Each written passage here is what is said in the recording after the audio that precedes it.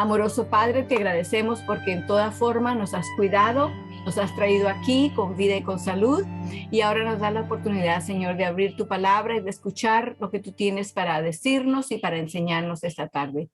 Ayúdanos, Señor, a recibirlo con gozo, recibirlo también con el deseo de seguir lo que tú nos muestras, para que así tu verdad crezca en nuestros corazones. Te lo pedimos en el nombre de Jesús. Amén. Entonces, los versículos de memoria, como les había avisado hace un tiempo, los vamos a repasar en secciones, en grupos, para que así tengamos un poquito más de tiempo para el estudio del santuario. Esta noche vamos a comenzar repasando con Romanos 6:23, porque la paga del pecado es muerte, mas la dádiva o don o regalo de Dios es vida eterna en Cristo Jesús, Señor nuestro. Muy bien. El que le sigue a ese es de Jeremías 29:11 y dice, porque yo sé los pensamientos que tengo acerca de vosotros. ¿Dice quién? Dice Jehová. Pensamientos de paz y no de mal, para daros el fin esperado. Vamos a repetir ese una vez más, que ya tenemos un par de semanas que no lo repasamos. Porque yo sé los pensamientos que tengo acerca de vosotros, dice Jehová, para daros, siempre tiene que ser que Él no los dé, para daros el fin que esperáis. El que le sigue a ese entonces es Gálatas 5:6 y habla de la relación entre la fe y las obras. Y dice, porque en Jesucristo ni la circuncisión vale algo, ni la incircuncisión, sino la fe que obra por el amor. Nuevamente, porque en Jesucristo ni la circuncisión vale algo, ni la incircuncisión, sino la fe que obra por el amor. Luego, en ese mismo capítulo, el capítulo 7, en la página 97, habíamos encontrado una definición en cuanto a la fe. Una definición que es un parafraseo de Hebreos 11:1, pero en vocabulario un poco más moderno. Y dice, la fe es el confiar o esperar que la palabra de Dios haga lo que dice y el depender de que la palabra de Dios por sí misma haga lo que dice. Entonces, la fe se basa en esas dos bases, en esas dos columnas, el confiar y el depender. Una vez más, fe es el confiar o esperar que la palabra de Dios haga lo que dice. Y el depender de que esa palabra de Dios por sí misma haga lo que dice. Exactamente. Ahora entonces vamos a pasar a uno de los versículos que hemos escogido que habla en cuanto al santuario. Está en Salmo 68:24. Salmo 68:24. Y dice, ¿vieron tus caminos, oh Dios, los caminos de mi Dios, de mi Rey, en el santuario? Recuerden, este versículo de Salmos nos dice cómo tanto los israelitas de ese tiempo como nosotros hoy podemos ver y debemos ver. Si no vemos los caminos de Dios en el santuario, no hemos entendido el santuario como Dios lo dio y como quería que lo entendiéramos. Así que repitamos otra vez, Salmo 68:24. ¿Vieron tus caminos, oh Dios, los caminos de mi Dios, los caminos de mi Rey? Perdón, los caminos de mi Dios, de mi Rey. No se repite caminos otra vez. En el santuario. Repitámoslo una vez más para que yo me lo aprenda bien. ¿Vieron tus caminos, oh Dios, los caminos de mi Dios, de mi Rey, en el santuario? ¿Ok? Entonces, con esto vamos a pasar al estudio del santuario, la sección que vamos a ver esta noche. Lecciones del santuario o tabernáculo. La primera diapositiva nos muestra aquí uno de los versículos del santuario también. Así que repasémoslo. Está en Éxodo 25:8. Y hacerme han un santuario y yo, este es Dios el que está hablando, ¿verdad? Y yo habitaré entre ellos. Una bella palabra, esa corta palabra entre. Él no vino a estar por las esquinas o por los bordes o por las afueras, sino entre ellos, entre nosotros, con nosotros. Luego de esto vimos el arreglo y qué bien ordenadas estaban todas las tribus alrededor del santuario. Realmente, como Dios había dicho, quería morar entre ellos. Y ahí está, el centro de todo el campamento. La tribu de Leví alrededor del santuario porque eran los encargados de los servicios, de los sacrificios, de la limpieza, del cuidado del santuario. En esta diapositiva se ve nuevamente los nombres de las tribus alrededor y recordamos cómo Dios estableció allí una doble porción para José. Aunque él no era su primogénito, Dios le dio una bendición de primogénito a José por medio de sus hijos Manasés y Efraín.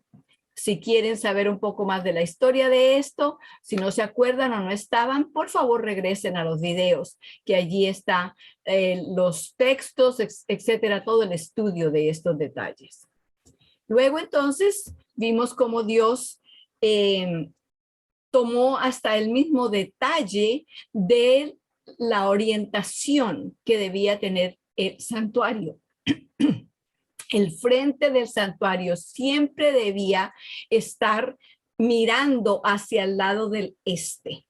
Aquí tenemos la entrada y esa entrada o el frente siempre debía de estar hacia el este. De manera que las personas al entrar, al arrodillarse, al postrarse para adorar, lo hacían con sus espaldas hacia el sol. De manera que aún en ese mismo acto estaban testificando del Dios al cual servían. Ellos no servían al Dios Sol, que es el que sale por el este. Ellos servían al creador del sol. Dios fue muy específico en todas sus instrucciones. En la siguiente, entonces, vemos nuevamente una forma de que el artista representa lo que más o menos debería haber sido ese santuario en el desierto y cómo las personas vienen de donde vengan allá de todas sus tiendas, donde viven en sus carpas, siempre tenían que dar la vuelta y llegar y entrar por un solo lugar porque no había sino una sola puerta, una sola entrada. Esa entrada representa a Cristo, quien ha dicho que Él es, y ciertamente lo es así, el camino, la verdad y la vida. Nadie viene al Padre sino por mí. Y aquí vemos también y recordamos cómo Cristo dijo que era el pastor de las ovejas, no solamente el pastor, sino también la puerta de las ovejas. Y por lo tanto, Él es el que protege y se sacrifica a sí mismo por el bien y el bienestar de sus ovejas. En el siguiente, entonces, vimos ya los predios del santuario y cómo se llamaba cada una de sus partes. Hay tres partes principales: el atrio, el lugar santo y el lugar santísimo, que son dos cuartos que estaban dentro de la carpa del santuario propiamente dicho. Atrio, lugar santo, lugar santísimo. En esta diapositiva vemos también cómo el interior del santuario reflejaba la luz de la única fuente de luz que tenía, que era el candelabro. Las paredes eran hechas de madera enchapadas en oro, por lo tanto reflejaban la luz como se ve allí en este cuadro. Ahora entonces entramos en el estudio del atrio, la parte de afuera de la tienda o carpa del santuario. En el atrio se encontraban dos piezas de muebles, dos muebles. Uno de ellos, como ven allí escrito, se llamaba el altar del holocausto o del sacrificio, y la otra era la fuente de metal. También señalamos aquí cómo la persona que va entrando por la puerta, por la entrada, lleva un animalito para un sacrificio, y dijimos claramente cómo la persona traía al animalito, a la víctima, al sacrificio, y ese animal debía ser completamente sin defecto, porque representaba ¿a quién? A Cristo, quien iba a morir por nosotros, quien iba a llevar sobre sí mismo nuestra culpa y nuestra penalidad, que era precisamente lo que la víctima del sacrificio llevaba, porque el pecador confesaba sus pecados colocando sus manos sobre la cabeza del animal y luego procedía a degollarlo, la persona misma, para que se hiciera claro que nuestros pecados, nuestra culpa y penalidad de lo que habíamos decidido hacer al pecar, ahora pasaban a Cristo, y era la única manera de que nuestra vida pudiera subsistir, porque la vida de la víctima se había dado. En el altar del holocausto dijimos también la vez pasada que el fuego que había allí era un fuego que Dios había dado y el cual nunca se extinguía. Representaba también su presencia, y aunque una vez dos hijos de Aarón, que era el sumo sacerdote, el primer sumo sacerdote que Dios eligió, ellos decidieron de que iban a traer un incensario con fuego que ellos consiguieron en sus casas en algún lugar, y dijeron, bueno, ¿por qué tenemos que usar solamente lo de allá? Y al hacerlo, se encontraron con que habían hecho precisamente lo que ellos ya sabían que no debían haber hecho, y por lo tanto fueron destruidos porque el fuego se incendió y los quemó a los dos. El fuego no podía ser traído de otro lugar, ni tampoco podían llevar de aquí, del santuario, para usarlo en otro lugar tampoco. Ahora entonces me gustaría entrar en un pensamiento que es muy relevante para nosotros hoy día. Fue para ellos y es para nosotros. Todas las lecciones, recuerde como dijimos, los caminos de nuestro Dios, de mi Dios, de mi Rey, fueron vistos ¿dónde? En el santuario. Y precisamente a eso vamos a entrar ahora. El tabernáculo fue erigido aproximadamente en el año 1445 antes de Cristo. El profeta Isaías comenzó a escribir su libro, el libro de Isaías, en el año 739 antes de Cristo. Les doy esto como referencia porque pueden darse cuenta que hay aproximadamente unos 700 años, 706 años de diferencia entre el tiempo cuando Dios dio las instrucciones para el santuario, y el santuario se erigió y se empezó a usar, y el pueblo se fue familiarizando con los sacrificios, con los servicios, con lo que cada cosa representaba. Pero para el tiempo de Isaías, 700 años después, las cosas habían llegado a un punto en las cuales Dios allí presenta su queja. Así que sí, por favor, abrimos nuestras Biblias en el libro de Isaías. Está en el Antiguo Testamento. Después de Proverbios, Salmos, Proverbios, Cantares, Isaías. En el libro de Isaías, capítulo 1. Vamos a leer varios versículos de allí. Recordemos que Dios había dado el santuario para que la gente, el pueblo, aprendiera cuál era el plan que él tenía y qué era lo que él iba a hacer por ellos. Sin embargo, vamos a ver aquí cómo Dios le expresa a Isaías su chasco en cómo las cosas se han tornado. En el versículo, en los versículos 5 y 6, escuchamos primeramente allí, dice, ¿para qué habéis de ser castigados? Aún todavía os rebelaréis. Toda cabeza está enferma y todo corazón doliente. Desde la planta del pie hasta la cabeza no hay en él cosa ilesa, sino herida, hinchazón y podrida llaga. No están curadas, ni vendadas, ni suavizadas con aceite.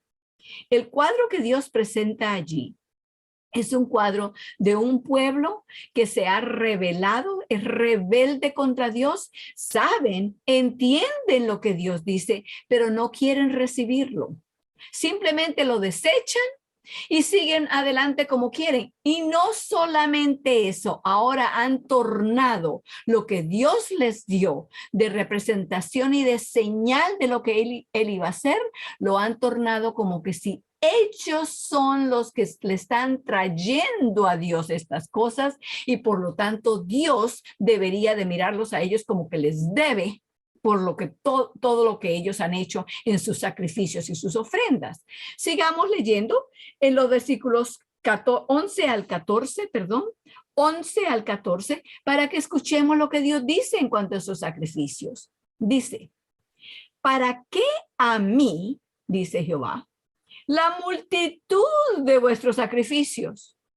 Harto estoy de holocaustos de carneros y de cebo de animales gruesos. No quiero sangre de bueyes, ni de ovejas, ni de machos cabríos. ¿Quién demandó esto de vuestras manos? Cuando vinieseis a presentaros delante de mí para hollar mis atrios. Versículo 13. No me traigáis más vano presente. El perfume me es abominación. Luna nueva y sábado, el convocar asambleas, no las puedo sufrir, no las aguanto, en otras palabras.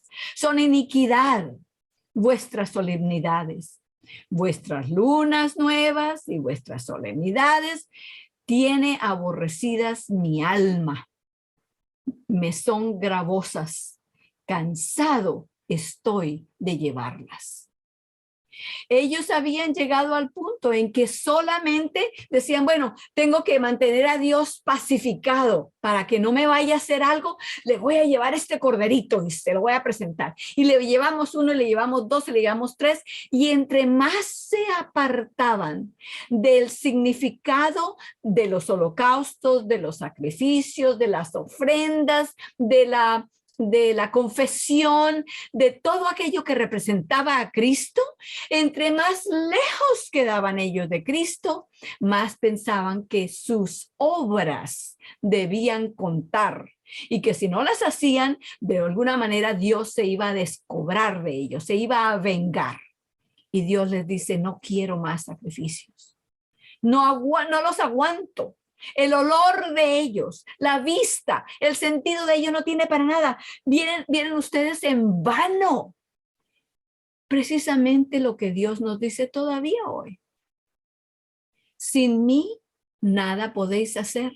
Y lo que hacéis sin mí, a mí parece simplemente como trapos de inmundicia. No son aceptables delante de Dios. Si nuestras obras fueran aceptables delante de Dios por nosotros mismos, entonces, y espero que muchos de ustedes ya sepan cómo completar esa oración, ¿verdad? Entonces, Cristo no hubiera tenido que venir.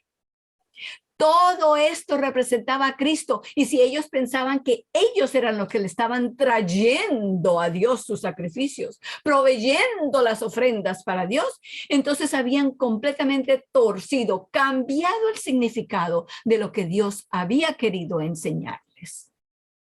En los versículos del mismo capítulo 1 de Isaías, versículos 18 al 20, Dios les habla para reconvenirlos, para tratar de hacerles ver lo que Él está diciendo. Y dice, venid luego, dirá Jehová, y estemos a cuenta. Si vuestros pecados fueren como la grana, Como la nieve serán emblanquecidos. Si fueren rojos como el carmesí, vendrán a ser como blanca lana. Ese versículo lo escuchamos muy a menudo, pero quiero que pongamos atención a los versículos 19 y 20. Dice, si quisiereis y oyereis. Esto demuestra que Dios no les está diciendo, tienen que hacer así, tienen que hacer así, y ustedes tienen que buscarse la forma, y si no lo hacen así, entonces van a tener que ver conmigo. No, Dios simplemente le dice, los pecados van a cambiar, van a ser como blanca lana, como nieve. Así de blancos van a ser emblanquecidos. ¿Por quién? Por mí, por Dios solamente. Entonces, lo único que ustedes tienen que hacer es permitir. Si ustedes quisieran, le dice él, si quisieren y oyereis, comeréis el bien de la tierra. Eso es lo que quiero hacer por ustedes, en otras palabras.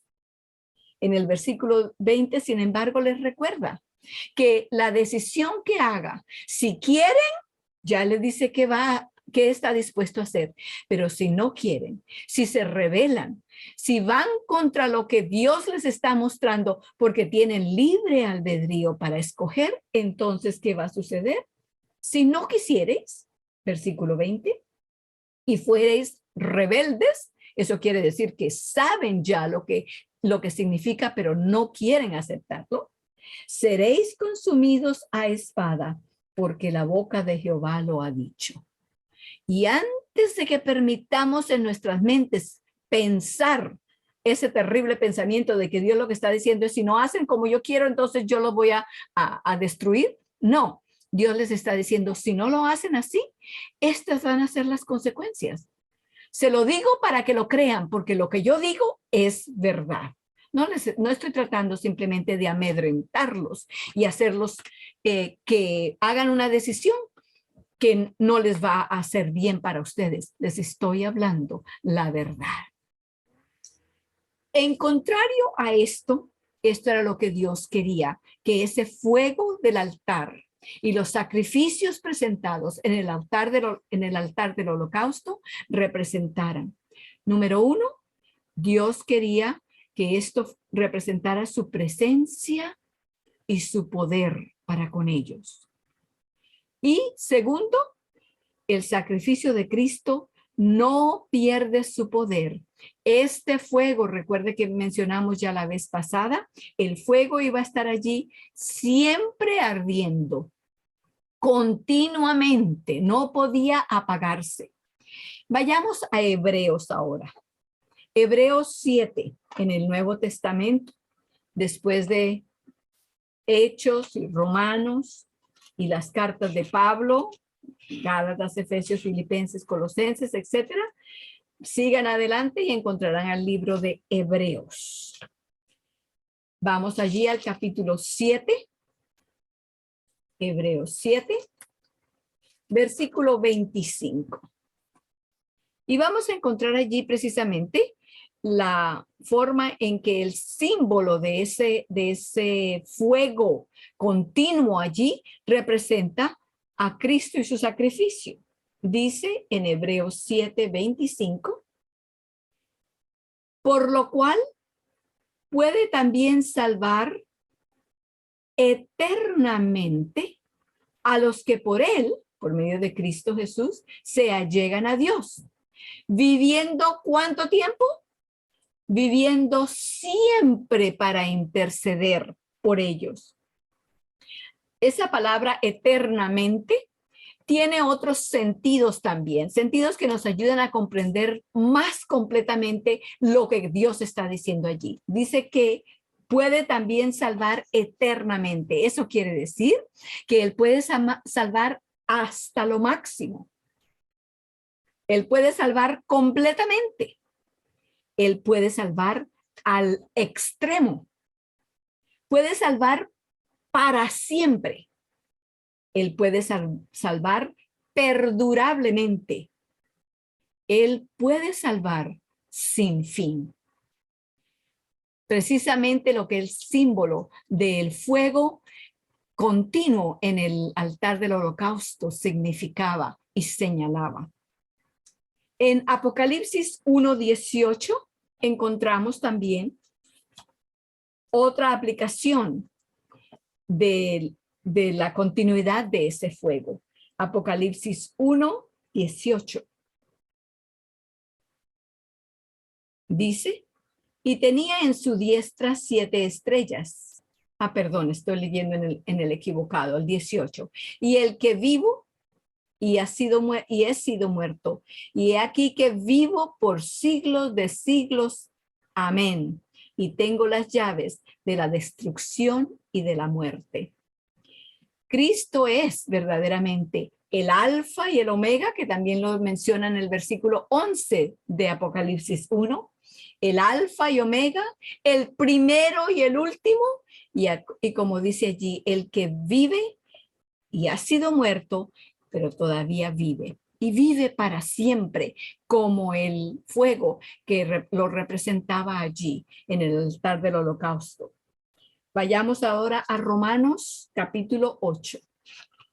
Romanos, echen de para atrás, de donde habíamos venido. Hechos Romanos capítulo 8. Allí está la promesa y la certidumbre que el cristiano tiene en cuanto al amor de Dios. Romanos capítulo 8, vamos a leer los versículos 35, 38 y 39. En el versículo 35 dice, ¿quién nos apartará del amor de Cristo? ¿Tribulación o angustia o persecución o hambre o desnudez o peligro o cuchillo? Versículo 38. Por lo cual estoy cierto o seguro que ni la muerte, ni la vida, ni ángeles, ni principados, ni potestades, ni lo presente, ni lo porvenir, ni lo alto, ni lo bajo, ni ninguna criatura nos podrá apartar del amor de Dios, que es en Cristo Jesús, Señor nuestro. El fuego permanente y continuo en el altar nos ayuda a nosotros a recordar, y les ayudaba a ellos también a recordar que el amor de Dios era perpetuo y continuo. En los minutos que nos quedan, entonces, vamos ahora a estudiar en cuanto a la fuente de metal.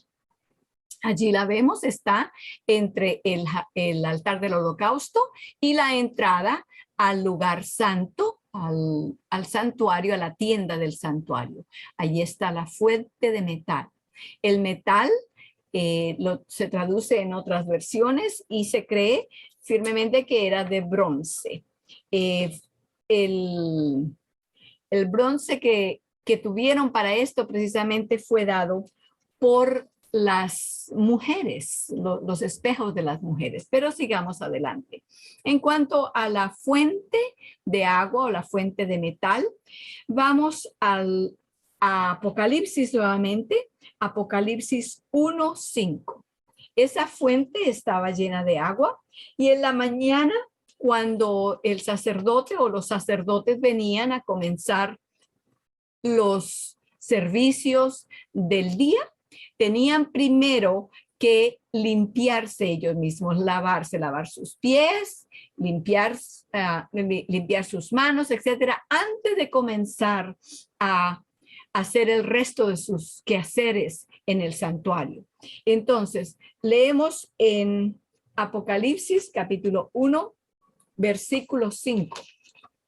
Dice así: y de Jesucristo, el testigo fiel, el primogénito de los muertos y el príncipe de los reyes de la tierra, al que nos amó y nos ha lavado de nuestros pecados con su sangre. Nuevamente aquí tenemos otra forma de señalar y de simbolizar lo que Cristo, y Cristo solamente, habría de hacer y ha hecho ya para nosotros, porque ya vino.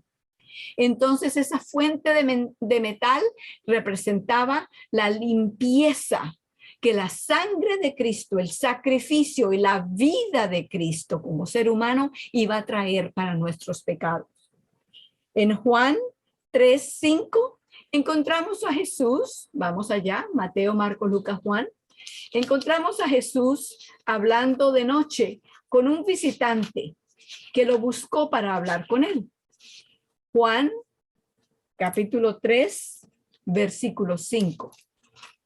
Y al estar hablando, Cristo hizo esta afirmación. Respondió Jesús, de cierto te digo, que el que no naciere de agua y del Espíritu no puede entrar en el reino de Dios. La fuente de metal con su agua pura y fresca, representando a Cristo, representa también, en cierta forma, el bautismo. El bautismo por inmersión. La palabra bautismo viene del griego. La palabra griega es baptizo, muy cercana a la palabra en español, que significa inmersión. Cristo vino para no solamente llevar la culpa y penalidad de nuestro pecado, sino para limpiarnos de nuestro pecado también. En en Tito capítulo 3, vamos a encontrar más en cuanto a esta limpieza. Tito está antes de Hebreos. Antes de Hebreo está también Filemón, pero Filemón es apenas una sola página prácticamente. Así que Tito, capítulo 3, versículo 5. Dice allí, no por obras de justicia que nosotros habíamos hecho, como estábamos hablando en Isaías, ¿verdad? Mas por su misericordia nos salvó, por el lavacro de la regeneración y de la renovación del Espíritu Santo. Nuevamente aquí suenan las palabras de Cristo hablando con Nicodemo cuando le dijo, solo el que ha nacido de agua y del Espíritu podrá ver el reino de los cielos. La palabra lavacro también significa lavamiento, así que por el lavamiento de la regeneración y de la renovación del Espíritu Santo. En Efesios 5, ahora regresemos como quien va hacia Romanos, Gálatas, Efesios, Filipenses, Efesios 5, 25 al 27. ¿Cuál es la finalidad, el objetivo con el cual Cristo quiere lavarnos? Dice así, Efesios 5, 25 al 27. Maridos, amad a vuestras mujeres, así como Cristo amó a la iglesia y se entregó a sí mismo por ella, para santificarla, limpiándola en el lavacro del agua por la palabra, para presentársela gloriosa para sí, una iglesia que no tuviese mancha, ni arruga, ni cosa semejante, sino que fuese santa y sin mancha. Allí está precisamente representada en esa fuente de metal la función de Cristo para santificarnos, para limpiarnos de toda maldad. Y de hecho, que en Primera de Juan 1, Primera de Juan está bien cerca de Apocalipsis. Está en Primera, Segunda y Tercera de Juan, Judas y Apocalipsis. Así que Primera de Juan está como 2 páginas antes de Apocalipsis. Primera de Juan 1, versículos 7 y 9. Leo en el 7. Dice, mas si andamos en luz, como Él está en la luz, tenemos comunión entre nosotros. Y la sangre de Jesucristo, su Hijo, nos limpia ¿de cuánto? De todo pecado. Y en el versículo 9 entonces dice, si confesamos nuestros pecados, miremos allí nuevamente al pecador que va entrando, ¿verdad? Con su sacrificio, con el corderito para su sacrificio allí a la entrada del santuario. Si confesamos nuestros pecados, ¿qué es lo que va a hacer esa persona? Él Dios es fiel y justo para perdonarnos nuestros pecados. Sí, porque nosotros quedamos perdonados y seguimos viviendo, mientras que la víctima del sacrificio pierde la vida, ¿verdad? Entonces, Él nos perdonó por su sacrificio. ¿Y para qué más? Y limpiarnos de toda maldad. Precisamente nos limpia, nos perdona de nuestros pecados y nos limpia de toda maldad por medio de su sangre. Ahora quiero que pensemos un momentito en cuanto a esto de limpiar con sangre. Generalmente en nuestra vida diaria no pensamos que la sangre es un buen agente para limpiar. De hecho, que la sangre mancha y mancha bien fuerte. Así que, ¿cómo puede decir entonces la Biblia que somos limpios por la sangre? La sangre ensucia, la sangre mancha. La sangre no trae esa limpieza que pensamos cuando pensamos en jabón y agua, ¿verdad? Pero quiero que pensemos en la manera física, en la manera que nuestros cuerpos funcionan. Pensemos por un momento en lo que sucede cuando la circulación de la sangre en nuestro cuerpo se lleva a cabo, lo cual lo hace el corazón latiendo. Cuando late, está mandando sangre, simultáneamente la está mandando a los pulmones y por medio de las arterias la está mandando a nuestro cuerpo. No quiero entrar en mucho detalle, pero lo que quiero enfatizar es lo siguiente. La sangre que se manda a nuestro cuerpo llena del oxígeno, porque ya ha pasado por los pulmones, entonces va a todo nuestro cuerpo hasta los últimos capilares más pequeñitos. ¿Y qué hace esa sangre? Trae el oxígeno para todas las células de nuestro cuerpo. Necesitan el oxígeno. Cuando se regresa trayendo las impurezas que las células y los órganos y las funciones de nuestro cuerpo han creado y las cuales lleva la sangre. Entonces ahora impura, lleva todas esas impurezas de nuevo al corazón. El corazón las manda a los pulmones. Allí se limpian, se refrescan, se recargan de oxígeno y vuelven otra vez a hacer el mismo ciclo. La sangre sí tiene una función de limpieza en nuestro cuerpo continuamente. Y según entiendo, tenemos 100,000 latidos diarios del corazón. Quiere decir que 100,000 veces al día somos limpiados en nuestro sistema por el sistema circulatorio de la sangre. La sangre de Cristo nos limpia de todo pecado. Y sí, la sangre es un agente de limpieza para el pecado que nosotros necesitamos tener limpio, ser limpiados de ello. En Juan 19, encontramos allí algo que mezcla tanto el agua como la sangre. Juan capítulo 19, Mateo, Marcos, Lucas y Juan. En el Nuevo Testamento, Juan capítulo 19, vamos a comenzar con el versículo 31. Aquí encontramos a Cristo el día de la crucifixión. De hecho, donde vamos a leer, está ya Él crucificado, ya está en la cruz. Comienzo a leer en el versículo 31, Juan 19, 31.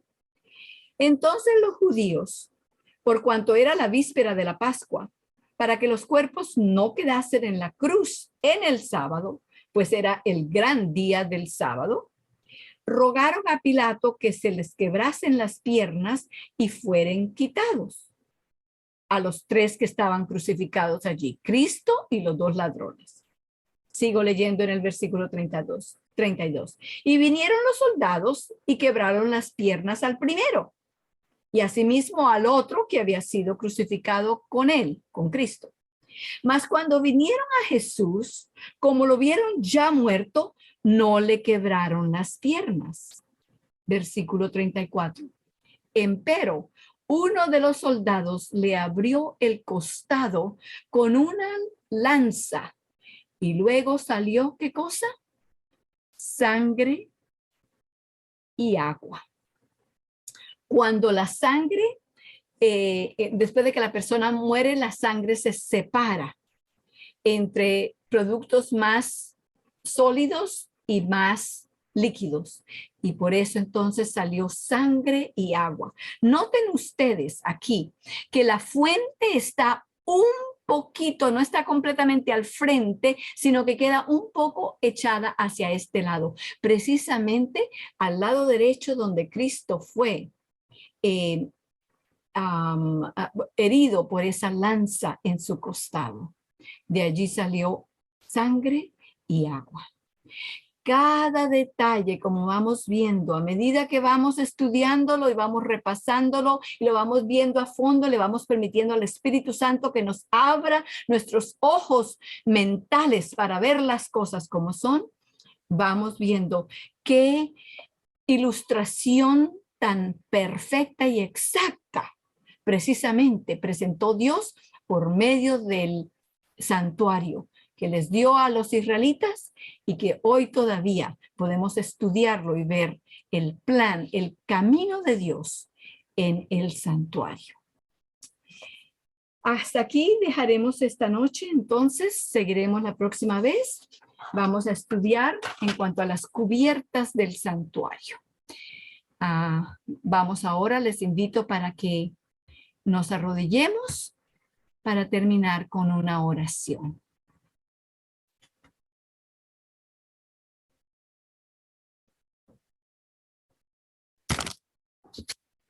Oremos.